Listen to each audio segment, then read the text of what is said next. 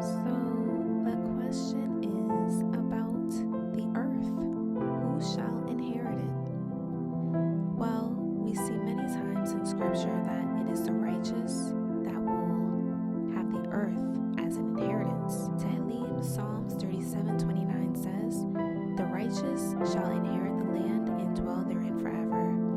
Mishlei, Proverbs 10:30 says, "The righteous shall never be removed, but the wicked shall not inhabit the earth." Yahu, Matthew 5:5 says, "Blessed are the meek, for they shall inherit the earth."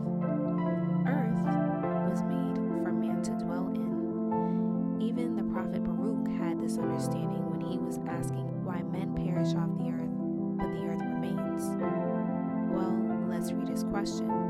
2 Baruch chapter 14, verses 16 and 19 says, "But again I will speak in your presence, my Adonai. When of old there was no world with its inhabitants, you did devise and speak with a word, and forthwith the works of creation stood before you. And you did say that you would make for your world man as administrator of your works, that it might be known that he was by no means made on account of the world, but the world on account of him. And now I see that, as for the world which was made on account of us, lo, it abides, but on account of who it was made, depart." 2 Baruch chapter 15, verses 1 through 6 says Yahweh's response. "And Yahweh answered and said unto me, You are rightly astonished regarding the departure of man, but you have not judged well regarding the evils which befall those who sin. And as regards which you have said, man knows not your judgment. On this account hear, and I will speak to you, and hearken, and I will cause you to hear my words. Man would not rightly have understood my judgment unless he had accepted the Torah, and I had instructed him in understanding. But now, because he transgressed wittingly just on this ground, that he knows thereof, he shall be tormented." Verse 7 to 8 go on to speak about the eternal promise of Yahweh for the righteous. "And as regards what you did say touching the righteous, that on account of them has this world come, so also again shall that which is to come on their account. For this world is to them a strife and a labor with much trouble, and that accordingly which is to come, a crown with great glory." The clear answer is, because of transgression of Yah's Torah, death comes to man. However, the promise to the righteous is a new world. Just as this world was made for man to inherit, so shall the righteous inherit the world to come. Along with the new world are new glorified bodies.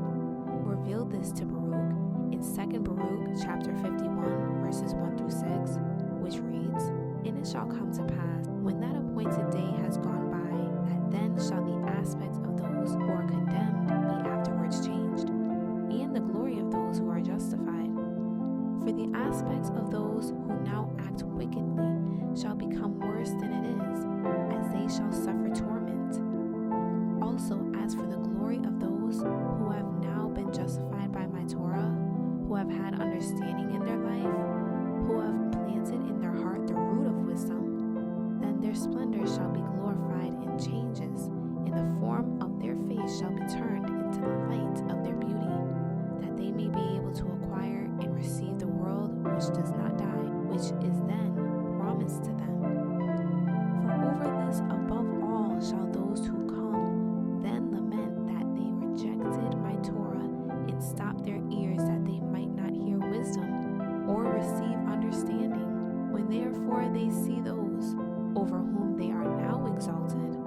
But who shall then be exalted and glorified more than they? They shall respectively be transformed, the latter into the splendor of angels, and the former shall yet more waste away in wonder at the visions and in the beholding of the forms. For they shall first behold, and afterward depart to be tormented. The wicked shall first behold the new form, the new glorified bodies of the righteous, and then afterwards they shall go in torment. Now, those who are truly believers in the truth know that there is a great lie being spread about what is promised to the Kodashim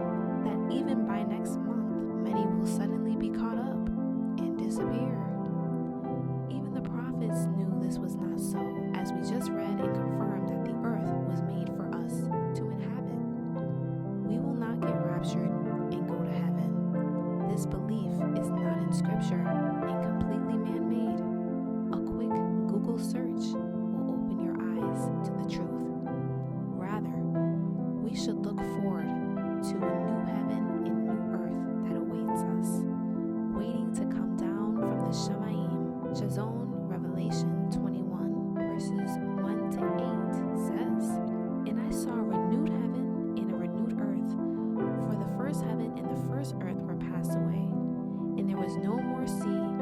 And I, Yakanan, saw the Kodesh city, renewed Jerusalem, coming down from Elohim out of the Shemayim, prepared as a bride adorned for her man. And I heard a great voice out of heaven saying, Behold, the tabernacle of Elohim is with men, and he will tabernacle with them, and they shall be his people, and Elohim himself shall be with them, and be their Elohim. And Elohim shall wipe away all tears from their eyes, and there shall be no more death, neither sorrow nor crying, neither shall be there any more pain, for the former things are passed away.